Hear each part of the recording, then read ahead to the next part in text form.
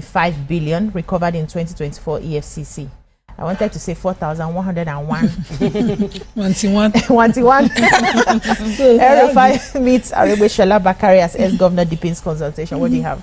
So I have the diphtheria story.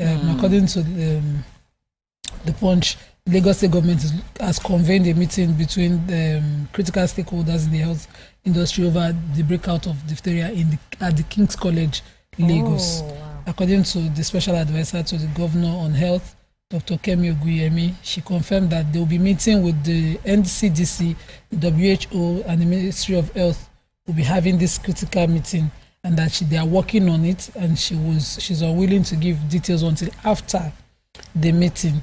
The news agency has broke the news that this broke out in King's College, but the King's College did not give a stand as to what has happened. Wow. News agency reports that some students were hospitalized because of it.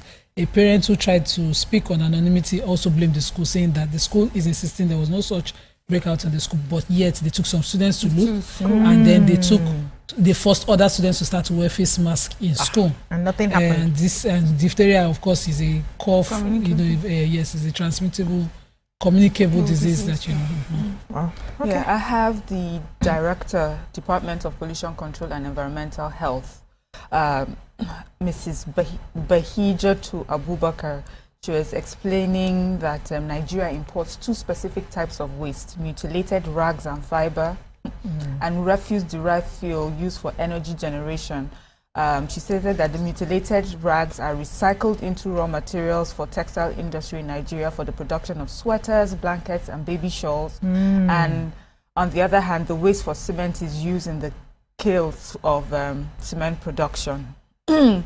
Of course, she's getting all sorts of criticism, like, why are we importing waste? Why are we importing this sort of waste? As we know, Africa, Nigeria is a huge dumping site. Yeah. We have our own waste, this waste that we generate as well. There are all sorts of e-waste and everything that's coming here. Anyway, she says that this is a highly regulated importation and exportation business. The European Union and other the European Union provides it. There are about 23 countries that have applied to import this waste, and Nigeria is one of the countries. Why? Well, we can use our own. And make some Nigeria, there's just so much. I just feel that maybe what really relates to the party of recycling and using our waste for this. So they want to now quickly give us their own. No. What I'm saying is that, so this is coming to, we're hearing about this and getting angry because we too were just understanding that system. So I hope that this means conversation will now be about us using our waste, exporting our waste for money, But we import a lot. There's packaging, clothing, bottles, plastics, demolition materials, concrete, bricks, stones, food waste, all sorts of stuff that we import into the country. But what's our office look at dumping sites everywhere. Everywhere is full. Miro, our office. The person is the Department of Pollution Control and Environmental Health. That office should know that we don't generate any energy from waste. If not, we have not learned how to do that. If go down, the one on Igondo is already causing a health hazard to the hospital. I want to take the US glitch. So the Punch reached out to the United States Department of State, and based on the fact that they had gotten a lot of complaints. So they said they've been inundated with reports of glitches that Nigerians have been facing with visa application.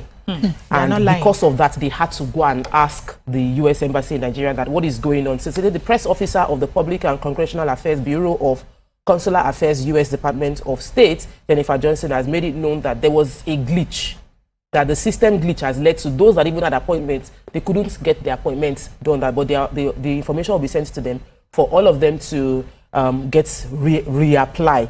Then there was also the fact that there was a migration that took place last year, and many people had issues during that migration.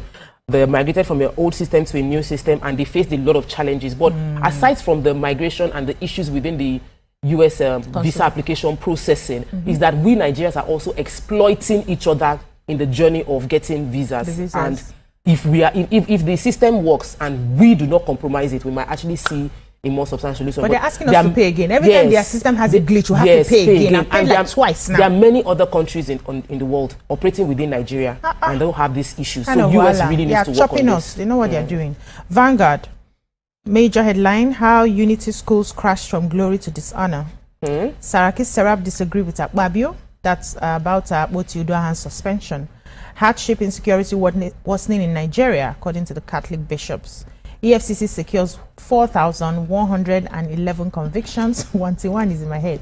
Biggest asset recovery in 2024. Rivers suspense as Fubara summons pro-Wike lawmakers for peace talks. At 99, all I want for Nigeria is unity and good governance. Tanko Yakasai. And building businesses that prioritize humanity. This is Asiwaju Prince Olatunji Olusoji. What stories do we have in the background? The President of the Senate, Akpabio, has cautioned critics against making uninformed comments on the affairs of the Senate. He's urging the public to understand the parliamentary rules before engaging in debates.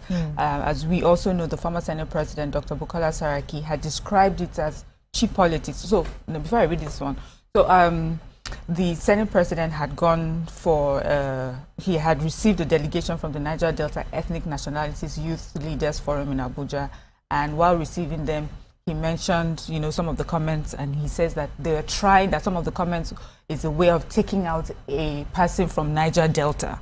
So Bukola Saraki had, earlier made some remarks about it and said he should, there has to be a proper procedure concerning the allegations and how this has been handled. And he's responding to what Akpabio now said to this delegation. He says that he calls it cheap politics and trivializing of a serious issue. The claim by Senator Akpabio that the call on him to ensure that transparent and open process was instituted to investigate the accusation leveled against him was an attempt to remove a Niger Delta person from office. So he says that he is not, that we don't trivialize it, don't politicize it. He was just saying there has to be, there's a process make sure it's a transparent process and is followed. Sarap is also calling on the Senate President, calling him out, and they're saying that no one should ever be punished for speaking without permission.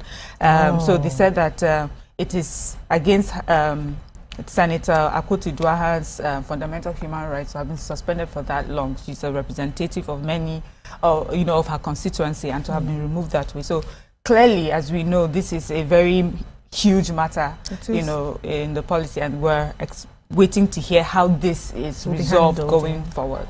So I'll take the EFCC story quickly. The fact that EFCC has secured 4,111 convictions, that this is the biggest and biggest asset recovery within 2024. So a lot of people don't assume that EFCC is always just, they always just publish, or you see it online. You don't know if they have convictions, but this is a detailed report that there were convictions just within 1 year, to the tune of 4,111, and Lagos recorded the highest number of convictions with 685, followed by Enugu with 516, and Maiduguri had the lowest number of convictions with 95. The funds recovered, because there was a lot of funds recovered, has been put into the use for Nigerians, one of which was 50 million naira grant recovered from the EFCC, given to the Nigerian Education Loan Fund, NEL Fund, as a way to support Nigerian students. So when the corrupt funds, just so that you understand there's a process, those getting loans now are also getting from funds recovered from corruption, and EFCC has been working. So if you want to know more, read the story in detail. Yeah, so we have to go, but I found this story in the Tribune interesting. Abacha family rejects Babangida's claim on June 12th annulment. So I took that. So the family, they say 18 days after the public presentation of the former military president, General Ibrahim Babangida's memoir, A Journey in Service, the Abacha family is responding. So the family has strongly rejected the claims made by General Babangida that Abacha was responsible for the annulment of June 12th. Oh, wow. They said that it distorts historical facts and attempts to shift blame for one of Nigeria's most controversial political decisions. He said that it's important to state unequivocally that General Sani Abacha was neither the head of state nor the commander-in-chief at the time June 12th election was annulled. The decision to annul the election was made under the administration of General Ibrahim Babangida, who, as the the then head of state held absolute executive powers and solely responsible for the action of his government. So everybody will tell their truth. The way they remember it, the way they see it, but your truth may be a lie to you. But just tell the truth. The truth is the truth. Just tell your own version, because you may not really know. It's between what happened and God. You know the truth. You know the truth. Just tell the truth. Just tell the truth. Let's take a short break now. When we come back, we'll move on to other aspects of the show. Stay with us.